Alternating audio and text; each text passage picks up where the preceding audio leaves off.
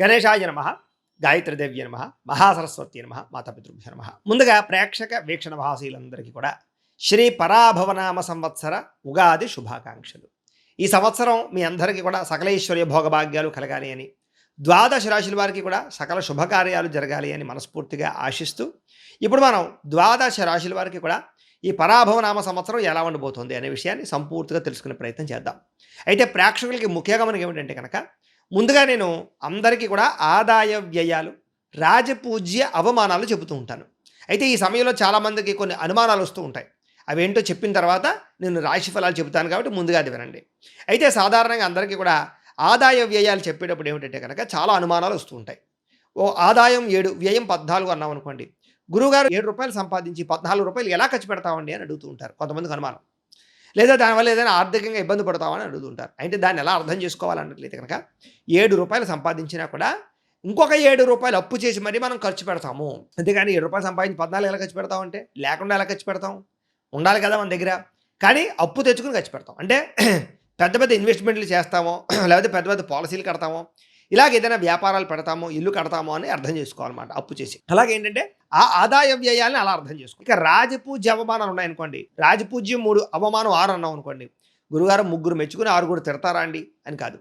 3 మన ఎదుగుదలను చూసి ఆనందపడే వాళ్ళు ఉంటే, 6 మనం ఎదుగుతుంటే చూసి ఓర్వలేని వారు, ఈర్ష్య, ద్వేషము, అసూయతోటి ఇబ్బంది పడేవారు ఉంటారని అర్థం అనమాట. కాబట్టి ముందుగా ఎందుకు చెబుతున్నానంటే, వాటిని ఆ రకంగా అర్థం చేసుకుంటారు అనే ఉద్దేశంతో ముందుగా ఈ విషయాలు చెబుతున్నాను. కాబట్టి ద్వాదశ రాశుల వారు కూడా ఈ రకంగా అర్థం చేసుకునే ప్రయత్నం చేయండి. ఇక ద్వాదశ రాశుల వారికి కూడా ఈ పరాభవనామ సంవత్సరం ఎలా ఉండబోతుందో తెలుసుకునే ప్రయత్నం చేద్దాం. ఇక పరాభవనామ సంవత్సరంలో మీనరాశి వారికి ఏ రకంగా ఉండబోతుందో చూద్దాం. అయితే ఈ సంవత్సరం ఎవరెవరు ఈ మీనరాశిలోకి వస్తారయ్యా అన్నట్టయితే కనుక, పూర్వాభాద్ర నక్షత్రం 4వ పాదం వారు, ఉత్తరాభాద్ర నక్షత్రం 1, 2, 3, 4 పాదాల వారు, రేవతి నక్షత్రం 1, 2, 3, 4 పాదాల వారు కూడా ఈ మీనరాశిలోకి వస్తారు. కాబట్టి మీనరాశిని చూసుకోండి. పేరుని బట్టి చూసుకునేటటువంటి వారు, మీ పేరులో మొట్టమొదటి అక్షరం కనుక ది, దు, శ్రియం, జ, ద, దే, దో, చ, చి ఈ అక్షరాలతో కనుక మీ పేరు ప్రారంభమైతే మీ అందరిది కూడా మీనరాశి అవుతుంది. కాబట్టి మీనరాశిని చూసుకోండి. అయితే ఈ సంవత్సరం మీనరాశి వారికి ఆదాయం 14, వ్యయం 14గా ఉండబోతోంది. అయితే ఈ సంవత్సరం బ్రహ్మాండంగా డబ్బులు సంపాదిస్తారు. సంపాదించాలని తపన బాగా పెరుగుతుంది. అనేక రకాల ఇన్వెస్ట్మెంట్లు చేయగలుగుతారు. అనేక రకాల మార్గాల ద్వారా డబ్బు సంపాదించడం కోసం తాపత్రయపడతారు. కానీ ఖర్చు కూడా అలాగే కనపడుతుంది. ఏదో రకమైన ఇన్వెస్ట్మెంట్లు చేయడం కానీ, అనేక రకాల కారణాల చేత గతంలో చేసిన అప్పులు తీర్చడం కానీ, ఇలాగ ఖర్చులు పెరగడం కానీ, దుబారా ఖర్చులు పెరగడం కానీ జరిగే అవకాశాలు ఉన్నాయి. కాబట్టి ఖర్చులు కూడా అధికంగా ఉన్నాయి. కాబట్టి జాగ్రత్తలు తీసుకోండి. ఇక రాజపూజ్యం 2గా కనపడుతోంది, ఆ రాజపూజ్యం 7గా కనపడుతోంది, అవమానం 2గా కనపడుతుంది. అదృష్టం ఏంటంటే ఈ సంవత్సరం మిమ్మల్ని మెచ్చుకునేవారు, మిమ్మల్ని పొగిడేవారు, కీర్తించేవారు, మీరంటే ఇష్టపడేటటువంటి వారు బాగా పెరుగుతున్నారు. కానీ మీరంటే నచ్చని వారు మాత్రం తక్కువగానే ఉన్నారు. కాబట్టి పర్వాలేదు, జనాకర్షణ అయితే బాగా ఉంటుందని చెప్పొచ్చు. అయితే గురుడు ఈ సంవత్సరం మీకు జూన్ 1వ తారీఖు దాకా కూడా చతుర్థ స్థానంలో ఉంటాడు. జూన్ 2వ తారీఖు నుంచి పంచమ స్థానంలో సంచారం చేస్తున్నాడు. శని ఈ సంవత్సరం అంతా కూడా జన్మలోనే సంచారం చేస్తున్నారు. రాహుకేతువులు డిసెంబర్ 5వ తారీఖు వరకు కూడా జన్మ సప్తమ స్థానంలో ఉండి, డిసెంబర్ 6వ తారీఖు నుండి ద్వితీయ అష్టమ స్థానంలో సంచారం చేస్తూ ఉంటారు. ఈ కారణంగా ఈ సంవత్సరం ఏ రకంగా ఉండబోతోంది అన్నట్లయితే కనుక, ఏలినాటి శని ప్రభావం జన్మల్లో ఉన్న కారణం చేత ఎక్కువ ఇబ్బంది పెడుతున్నాడు. దీనివల్ల ఏంటంటే మానసిక ప్రశాంతత లేకపోవడం, ప్రతి పనులలోనూ జాప్యం, ఏ పని తొందరగా జరగకపోవడం, మనసు ప్రశాంతంగా లేకపోవడం, ప్రతి వ్యక్తి కూడా మిమ్మల్ని ఏ రకంగా పాడు చేద్దామా, తోలనాడదామా, నష్టపరుద్దామా అని చూస్తూ ఉండడం, శత్రువులు బాగా పెరిగిపోయే అవకాశాలు కనపడుతున్నాయి. కాబట్టి జాగ్రత్తగా ఉండాలి. ముఖ్యంగా ప్రైవేటు ఉద్యోగస్తులందరికీ ఉద్యోగ సమస్యలు, ఆర్థిక ఇబ్బందులు, ఉద్యోగాల్లో ఎంత కష్టపడినా సరే మీకు గుర్తింపు లేకపోవడము, లేదా శాలరీలు పెరగకపోవడము లాంటివి ఎక్కువగా కనపడుతున్నాయి. కాబట్టి ఎక్కువగా ప్రైవేటు ఉద్యోగస్తులు ఓర్పు, సహనం వహించాలి. ఉద్యోగాలు మారడం కానీ, ఉద్యోగ మార్పులు కానీ మీకు ఇబ్బందులు కలగజేస్తున్నాయి. కాబట్టి అత్యవసరమైతే తప్ప ఉద్యోగాలు మారడం మాత్రం మంచిది కాదు ఈ సంవత్సరం. ఇక గవర్నమెంట్ ఉద్యోగస్తులకి ప్రతిబంధకాలు బాగా కనపడుతున్నాయి, మెంటల్ టెన్షన్లు బాగా కనపడుతున్నాయి, ఉద్యోగ సమస్యలు బాగా కనపడుతున్నాయి, ఆందోళన బాగా కనపడుతోంది. ఉద్యోగపరంగా అనేక రకాల ఈతి బాధలు, సమస్యలు ఎదుర్కొనే పరిస్థితి కనపడుతోంది. నిరుద్యోగులకి ఈ సంవత్సరం ఉద్యోగ అవకాశాలు వచ్చినట్టు వచ్చి చేజారడం, లేదా గవర్నమెంట్ ఉద్యోగం కోసం ప్రయత్నం చేసే వాళ్ళకి అనేక రకాల అవకాశాలు వచ్చినట్టు వచ్చి ఏదో కారణం చేత, అనేక రకాల వ్యవహారాల చేత మీకు రావాల్సిన ఉద్యోగం వేరే వాళ్ళకి వెళ్ళిపోయే పరిస్థితులు ఉన్నాయి. కొన్ని చోట్ల డబ్బులు కట్టవలసి రావడం కానీ, లేదా కొన్ని చోట్ల రికమెండేషన్ చేయించవలసిన పరిస్థితులు కూడా కనపడుతూ ఉన్నాయి. కాబట్టి జాగ్రత్తగా ఉండాలి. అలాంటి విషయాల్లో ముందడుగు వేసే ప్రయత్నం చేయండి. విదేశీ ఉద్యోగస్తులందరికీ కూడా ఆర్థిక ఇబ్బందులు, అలాగే ఉద్యోగ సమస్యలు, ఉద్యోగ నష్టాలు, ఉద్యోగ ప్రమాదాలు కనపడుతున్నాయి. కాబట్టి ఉద్యోగాలు చేసే చోట తోటి ఉద్యోగస్తులతోటి, అధికారులతోటి, పై ఉద్యోగస్తులతోటి జాగ్రత్తగా మెలగండి. బాధ్యతగా వ్యవహరించండి. బద్ధకము, లేజినెస్ ఉంచకండి. అలాగే అక్కడ ఉండేటటువంటి పరిస్థితుల్ని, అలాగే వ్యవహారాల్ని, రూల్స్‌ని అతిక్రమించే ప్రయత్నం మాత్రం చేయకండి. విద్యార్థులు కూడా తీవ్రపరమైనటువంటి ఒత్తిడి కనపడుతోంది. మెంటల్ టెన్షన్‌లు, చదువు పాస్ అవుతానా, అవ్వనా అనేటటువంటి భయాందోళనలు బాగా కనపడుతున్నాయి కాబట్టి కొంచెం చాకచక్యంగా వ్యవహరించండి. శ్రద్ధ పెట్టండి. చాలా జాగ్రత్తగా వ్యవహారం చేయండి. ఈ సంవత్సరం అంతా కూడా మీరు అనుకున్నదొకటి, జరిగేదొకటి. లేదా వేరే కోర్సులో జాయిన్ అయినా సరే సరైనటువంటి జాబులు రాకపోవడము, లేదా చదివేటటువంటి సమయంలో ఎవరో ఒకళ్ళొచ్చి మిమ్మల్ని పాడు చేయడము, డిస్టర్బెన్స్‌లు, లేదా మీ అంతట మీకే చదువు పట్ల ఆసక్తి తగ్గడము, అలాగే కాన్సంట్రేషన్ తగ్గడం లాంటివి కనపడుతున్నాయి కాబట్టి జాగ్రత్తగా ఉండాలి. అనుకున్నంత మార్కులు రాని కానీ, పరీక్షా ఉత్తీర్ణతలు కానీ కనపడటం లేదు. వ్యాపారస్తులకి ఈ సంవత్సరం మొండి బకాయిలు బాగా పెరిగిపోవడం వల్ల, వ్యాపారంలో క్రయ విక్రయాలు సరిగ్గా జరగకపోవడం వల్ల కొన్ని రోజులు వ్యాపారాలు బాగుండడము, కొన్ని రోజులు వ్యాపారాలు నష్టాలు వస్తుండడం కనపడుతోంది. అలాగే పార్ట్నర్‌షిప్ వ్యాపారస్తులు కూడా ఇబ్బందులు, ప్రతిబంధకాలు, సమస్యలు బాగా కనపడుతున్నాయి కాబట్టి కొంచెం వ్యాపారాలు చేసే వాళ్ళందరూ కూడా ఆచితూచి వ్యవహరించండి. అప్పులు, అరువులు ఇవ్వకండి. వ్యాపార మార్పుల విషయంలో జాగ్రత్త తీసుకోండి. వ్యవసాయదారులకి ఈ సంవత్సరం అంతా కూడా స్వల్ప లాభాలే కనపడుతూ ఉన్నాయి.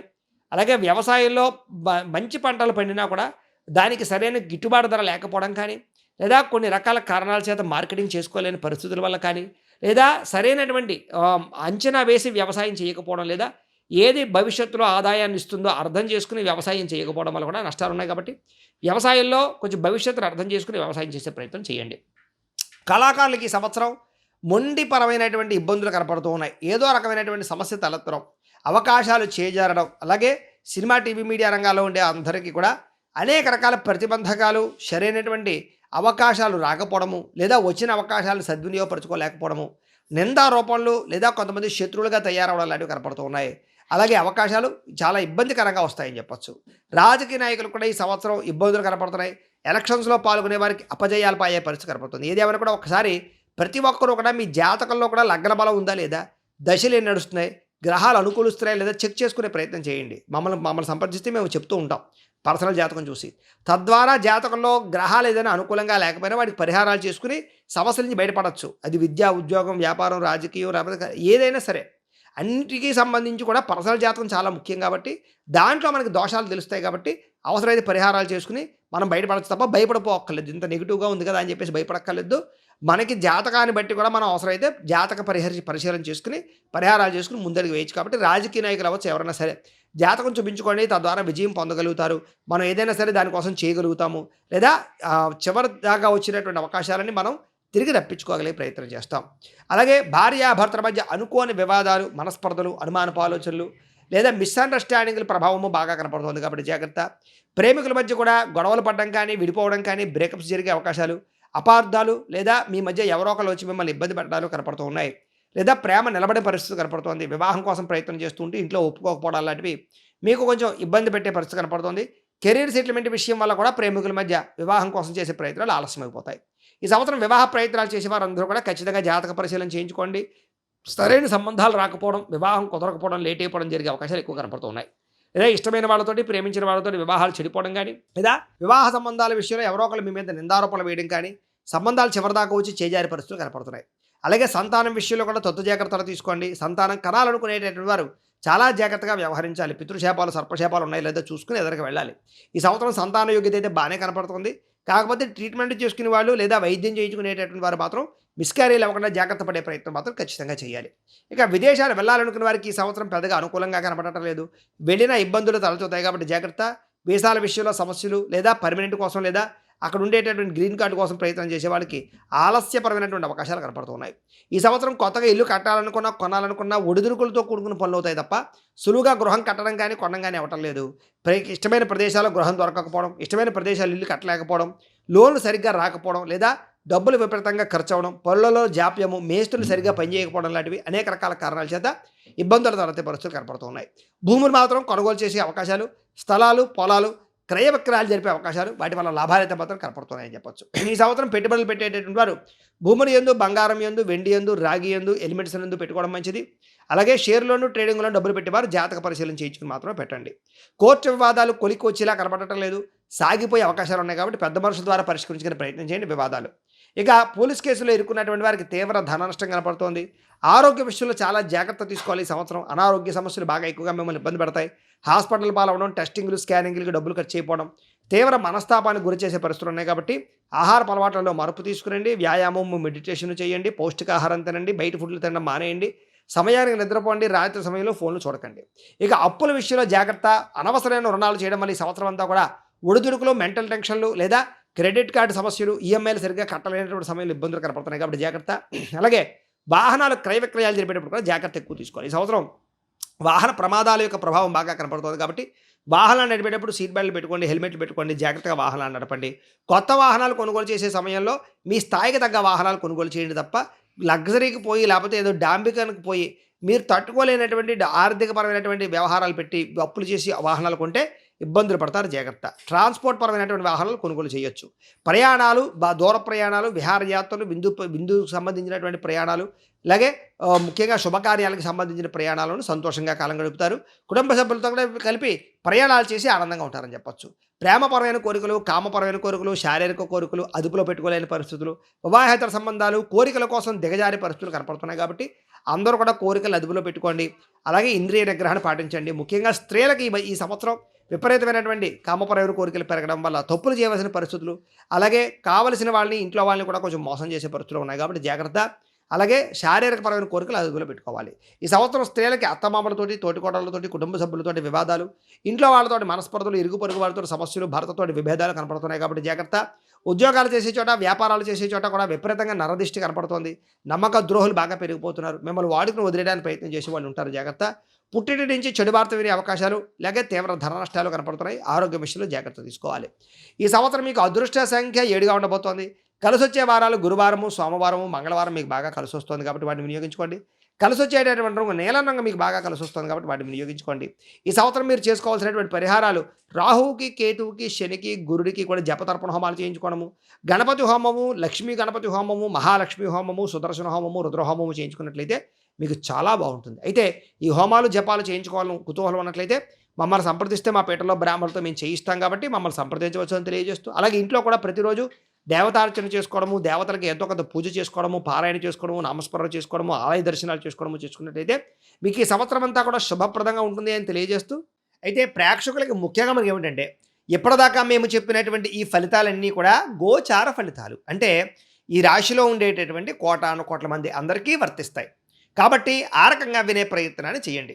ఒకవేళ మీ పర్సనల్ జాతకం అంటే మీకు ఒక్కరికి ఎలా ఉందో తెలుసుకోవాలి అన్నా, లేదా ఏదైనా సమస్యలతో ఇబ్బంది పడుతూ ఉన్నా దానికి మీ date of birth, time, place of birth, మీ పేరు మా వాట్సాప్ నెంబర్కి మెసేజ్ పెట్టినా లేదా మాకు ఫోన్ చేసినా కూడా మీ జాతకం ఎలా ఉందో చూసి చెప్పే ప్రయత్నాన్ని చేస్తాము.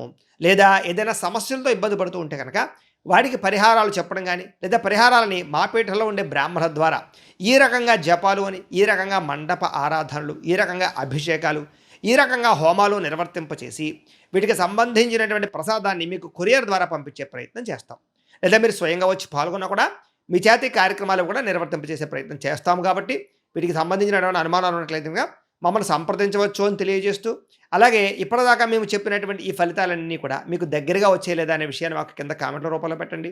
అలాగే కాస్త ఈ వీడియో కనుక మీకు నచ్చినట్లయితే ఖచ్చితంగా లైక్ చేయండి, అందరికీ షేర్ చేయండి. ఇంకా ఎవరైనా ఈ ఛానల్ కనుక సబ్స్క్రైబ్ చేసుకోకుండా ఉన్నట్లయితే కనుక కాస్త సబ్స్క్రైబ్ కూడా చేసుకోవాల్సిందిగా మనస్ఫూర్తిగా ఆశిస్తూ